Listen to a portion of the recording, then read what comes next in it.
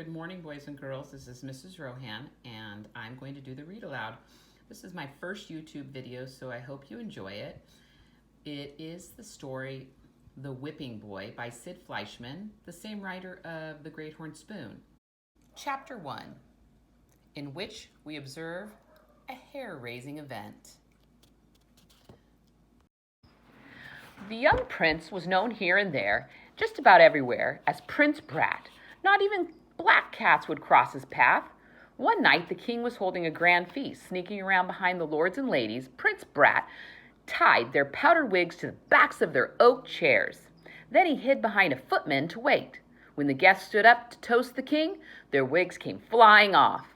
The lords clasped their bare heads as if they'd been scalped. The ladies shrieked.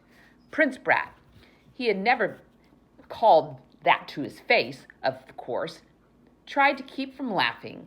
He clapped both hands over his mouth, but it ripped a cackle of ha-has and hee-hees. The king spied him and looked mad enough to spit ink. He gave a furious shout.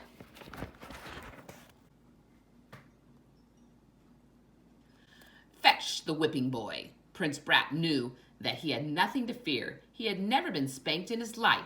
He was a prince, and it was forbidden to spank, thrash, cuff, smack, or whip a prince. A common boy was kept in the castle to be punished in his place. Fetch the whipping boy. The king's command traveled like an echo from the guard up to the stairwell to the small chamber in the drafty north tower. An orphan boy named Jeremy, the son of a rat chaser, roused from sleep. He'd been dreaming happily of his ragged but carefree life before he'd been plucked from the streets and sewers of a city to serve as a royal whipping boy. A guard shook him fully awake. On your feet, me boy. Jimmy's eyes blazed up. Ain't I already been whipped twice today? Gah! What's the prince done now? Let's not keep the great folks waiting, lad. In the main hall, the king said, 20 whacks.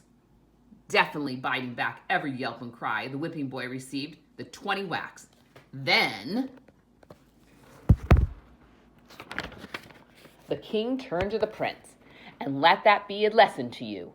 Yes, Papa. The prince lowered the head down so he had appeared to be humble and contrite, but all the while he was feeling a growing exasperation with his whipping boy. In the tower chamber, the prince fixed him with a scowl. You're the worst whipping boy I ever had. How come you never bawl? Don't know, said Jimmy with a shrug. A whipping boy is supposed to yowl like a stuck pig. We dress you up fancy and feed you royal, don't we? It's no fun if you don't bawl. Jimmy shrugged again. He was determined never to spring a tear for the prince to gloat over.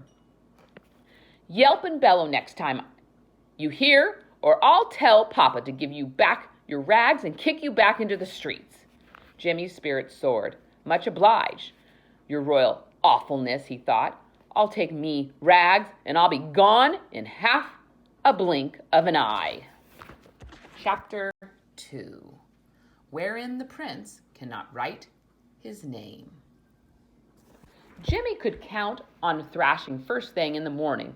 Sure and certain, he thought, as he pulled on his fine velvet breeches and silk stockings. The prince wouldn't know his lessons. The royal tutor was quick as a fly swatter with his willow switch, and Jimmy would be back in rags.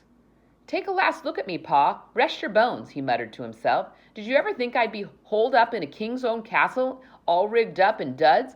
Would shame a peacock? Reckon I'll fetch a pair of sharp-toothed ferrets and go to rat-catchin'. Same as you, Pa. The tutor, Master Peckwit, was a round-faced man with fat cheeks. He pointed his switch at the prince.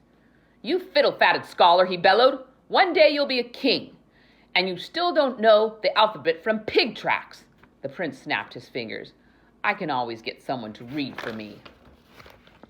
You can't go much as write your name. Pish-posh. I can always get someone to write my name for me.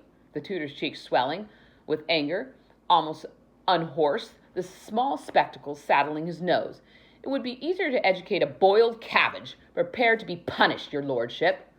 10 whacks at least, said the prince, and good and hard, if you please. Jimmy, who was obliged to be close at hand for the daily lessons, reckoned that freedom was now close at hand. The prince threw him a smirking glance at Master Peckwood, raised the switch, and beat the whipping boy like a carpet. Jimmy didn't bawl. He didn't yelp or bellow. 10 whacks. Not a sound escaped his lips. You contrary rascal, the prince exploded. I'm on to you. Jimmy from the streets. It's pure spite that you won't howl. Think you can cross me and get away with it? Ha! Never and no how. Gaw, thought Jimmy. He's going back on his word.